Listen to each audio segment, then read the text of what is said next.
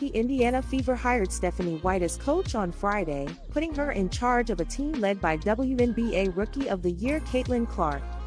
White spent the past 2 seasons as head coach of the Connecticut Sun before parting ways with the team earlier this week. The former star at Purdue served on the Fever coaching staff from 2011-16, including as head coach for the final 2 of those seasons. The Fever won the WNBA title in 2012 with White on the staff. "I am incredibly proud and honored to return home to Indiana and lead the Fever during such a pivotal moment in this franchise's history, as well as during such an important time throughout women's athletics," White said in a statement. "This franchise has and always will be committed to winning, and I look forward to working every day to help deliver another WNBA title to the greatest basketball fans in the world." White replaces Christy Sides, who led the Fever to a 20-20 record last season and the franchise's first playoff berth since 2016. The organization announced it was moving on from Sides, who was the head coach for 2 seasons before being let go last Sunday. Indiana is the first of 7 head coaching vacancies in the league to be filled. "As we enter this new era of Fever basketball, I am thrilled to welcome Stephanie back to the franchise," Fever President of Basketball Operations Kelly Krauskopf said.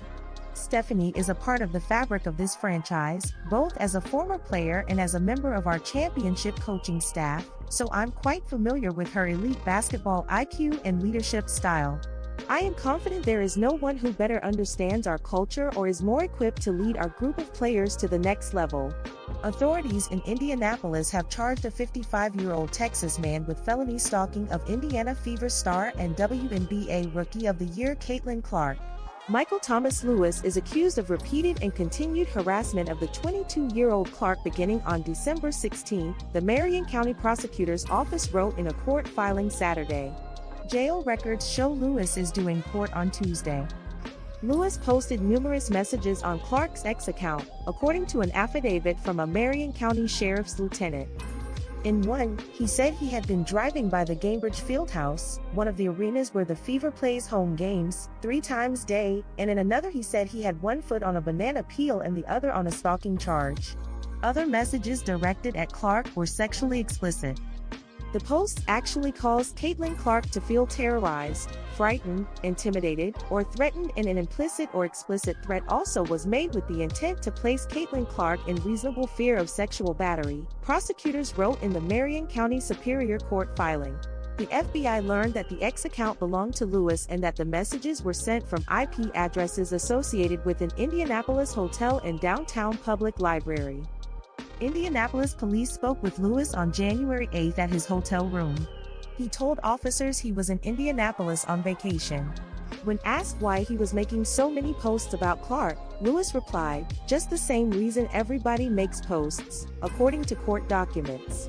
He told police that he didn't mean any harm and that he fantasized about being in a relationship with Clark. "It's an imagination, fantasy type thing, and it's a joke, and it's nothing to do with threatening," he told police, according to the court documents.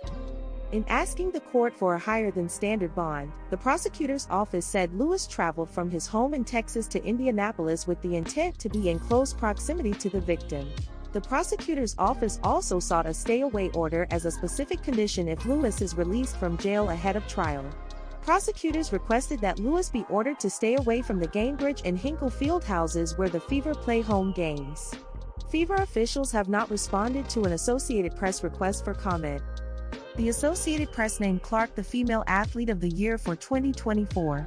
After leading Iowa to last year's national championship game, she was the top pick in the WNBA draft and went on to win Rookie of the Year honors in the league. Angel Reese made sure to give Cameron Brink a heartfelt message after the latter made an announcement on her immediate Unrivaled future. The Los Angeles Sparks star recently was at Unrivaled's facility, joining the Lunar Owls as they prepared for the league's inaugural season despite not playing this season. Brink was confirmed to be the league's first wildcard, though she would be joining Unrivaled in 2026 as she was "gonna miss you," Alicia Gray wrote, while other teammates posted emojis to express their sadness that Brink was returning to Los Angeles. Nika Moole also posted a one-word comment regarding Brink's recovery, simply putting, "soon." Even though Brink's time with Unrivaled has come to an end until next year, the 23-year-old expressed how thankful she was in being able to be around her fellow WNBA stars while she recovered from her ACL tear.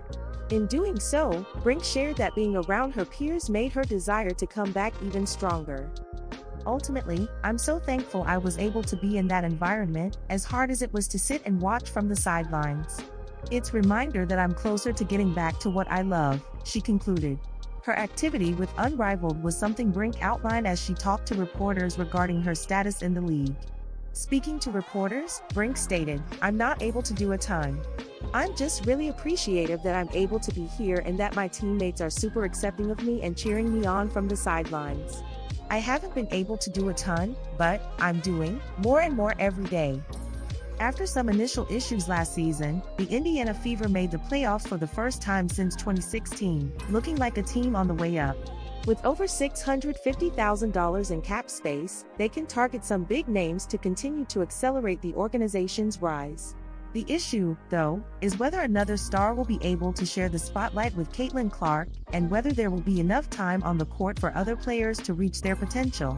Last year, head coach Christy Side's rotations weren't particularly flexible, with Grace Berger and Victoria Saxton usually spending whole games on the bench. Berger played in only 11 games last season, while Saxton saw action in just 9 contests. It's evident that keeping the two in Indiana is stunting their growth. Unless something changes, it may be better for both sides if the players move on to where they'll be more appreciated. For the Fever, this would mean 2 additional roster spots, which may become crucial since the previous regime dug the team into a bit of a ditch. Their 2 highest earners are bench players, and because their contracts are protected, the financial flexibility of the Fever is limited. While Katie Lou Samuelson is a good locker room presence, the Fever could have an awesome veteran in Erica Wheeler if they decide to bring back the unrestricted free agent for a much lower annual salary. Samuelson's on-court production in 2024 did not validate a salary that approaches the range paid to all-stars. Damiris Dantas, the Fever's second highest paid player, had a couple of issues on and off the court last season, so it remains to be seen how she'll perform if she gets to enjoy a full training camp in good health. Those are some minor team-building issues to consider. The Fever's top priority will be bringing back unrestricted free agent Kelsey Mitchell. But is that the proper decision? Here's how Indiana will enter free agency, followed by a closer analysis of the tough decisions facing the team. Kelsey Mitchell is coming off the best season of her career, with career highs in points per game, 19.2, and field goal percentage, 46.8. And she capped it off with the first playoff appearance of her career. Mitchell waited 7 long years for her first taste of postseason basketball, exhibiting incredible patience and resilience, which deserved to be rewarded. With Caitlin Clark handling the playmaking, Mitchell can pick her spots and develop into an even more dangerous scorer. The Fever could then sign Natasha Howard, most recently of the Dallas Wings, to play the 4, draft Isa Shivka, a 6'3", 19-year-old Slovenian shooting sensation, and hope that their offense makes up for their defensive shortcomings. If the Fever choose to core Mitchell, she could make close to $250,000. Is she worth it? Yes. But, does the move make the most sense for the Fever? It depends. Last year, Lexi Hull was the Fever's best perimeter defender. She handled the toughest defensive assignments on the wing, while also being a reliable three-point scorer, which resulted in the best season of her pro career. Despite Hull's efforts, the Fever were second to last in defensive rating and opposition points per game. Imagine if, instead of bringing back Mitchell, the Fever decided to bring in new head coach Stephanie White's old acquaintances, the WNBA power couple of DeWanna Bonner and Alyssa Thomas. Hull could be moved to the guard position, while Nalisa Smith would come off the bench and get an advanced basketball education from some of the best forwards in the game. Angel Reese made sure to give Cameron Brink a heartfelt message after the latter made an announcement on her immediate Unrivaled future. The Los Angeles Sparks star recently was at Unrivaled's facility, joining the Lunar Owls as they prepared for the league's inaugural season despite not playing this season.